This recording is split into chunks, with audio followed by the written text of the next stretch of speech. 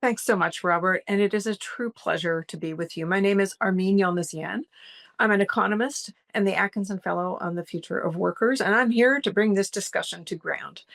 We were talking a lot about production and what we're going to do in the wake of production being rattled on an intercontinental basis. And can we become more economic sovereigns in our own country? And Robert's comments are just absolutely right on in terms of what the problems are. But let me just explain something to you in terms of production versus consumption.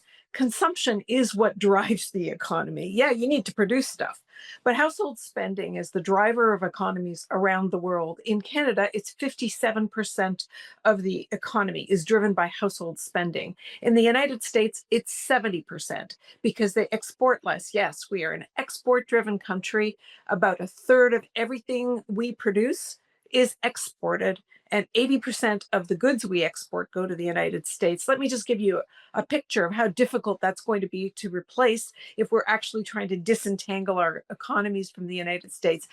80% of our exports go to the United States. The second biggest destination for our exports is China. They clock in at 3.7% of our exports. The next after that is the United Kingdom, 3.4%. And then there's all of Europe, 3.2%. So replacing even a 10% decline in our trade with the United States, in what we ship to the United States, would require us to more than double what we already send to these other major markets. So we've got a real issue on our hands. And that's why the cost of living is so important in the United States and here. Like, the tariffs have been imposed on the American consumer, first and foremost. And they weren't doing so hot before they came into this story. And the tariffs will be hitting the lowest spenders, but the people that spend all of their income, they don't save any of it. They're hitting those people the most. Okay, so that affects us because Americans buy so much from us, both in terms of finished goods, but our number one export is oil. Now, that's not tariffed very much by the United States because they're so dependent on it, but it still is seeing this tightening of conditions, rising prices, all the uncertainty that is rattling our markets and markets everywhere.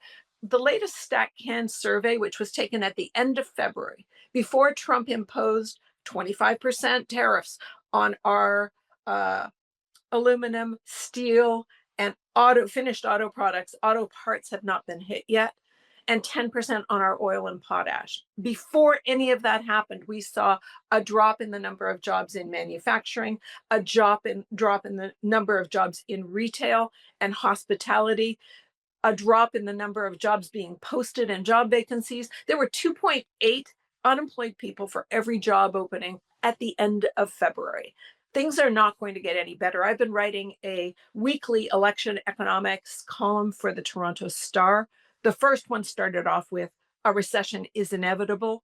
The only thing that isn't inevitable is how deep and how long it lasts, and that depends on who we elect."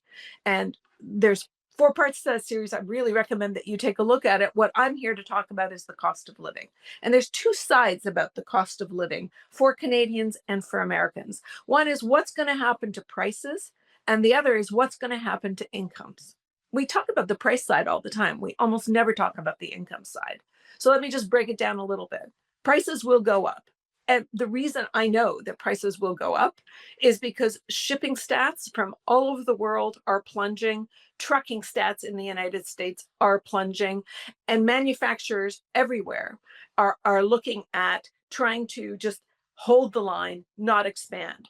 So the next thing that needs to happen is for us to start talking about what are we going to do about prices. Sure, that will involve disentangling our economy from the United States economy, but it will also involve doing something about people's incomes. Number one job.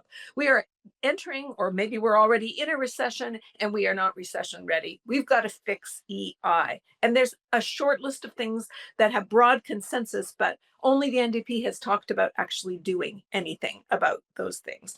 The second thing is actually reducing the costs that we can manage through governments that moves more of the basics out of the market and into a non-market setting. I'm talking about housing, I'm talking about dental care, pharmacare, and please let's fix healthcare.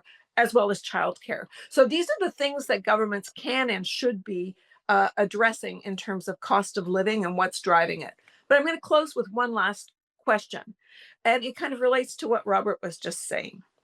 We are talking, every party is talking about disentangling the Canadian economy from the US economy. Every party is talking about inviting more investment. It's an elbows up moment, it's an economic nationalism moment, and we cannot do that kind of investment that makes the difference without an industrial strategy. But nothing about that industrial strategy says that we are not open for business. Our baseball caps say we're not for sale, but maybe those caps are wrong because there's no ring fences about who is going to own us. And to Robert's point, what if all of the investment comes from deep pocketed US investors? Can we then say that we're not a 51st state that is economically American, but wrapped in a Canadian flag? I'll leave it there and turn it back over to Jen.